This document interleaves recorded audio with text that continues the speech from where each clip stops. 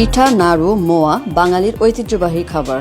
একসময় বাঙালির আড্ডায় কিংবা নাস্তায় এইসব ছিল একমাত্র খাবার। ঐতিহ্যবাহী খাবারগুলো নিয়ে কাজ করছেন মোস্তফা কামাল। পিঠা, নারিকেলের নাড়ু, মুড়ির মোয়া, চিড়ার মোয়া, মুরকি, নিমকি, কাঠবাদাম, পেস্তা বাদাম মশলা সহ বিভিন্ন আইটেম স্বাস্থ্যসম্মতভাবে প্যাকেটজাত করে শহরের মানুষের কাছে পৌঁছে দিচ্ছে সেফ ট্রেডিং কর্পোরেশন। ঢাকার বড় সুপার শপ থেকে শুরু করে পাড়ার দোকান পর্যন্ত সব ক্ষেত্রেই সাড়া পেয়েছেন তিনি। বর্ষসেরা মাইক্রো উদ্যোক্তা পুরুষ ক্যাটাগরিতে জাতীয় এসএমই পুরস্কার অর্জন করেছেন সেফ ট্রেডিং এর কর্ণধার মোস্তফা কামাল। উদ্যোক্তা বার্তার পক্ষ থেকে বর্ষসেরা উদ্যোক্তা মোস্তফা কামালকে জানায় অভিনন্দন।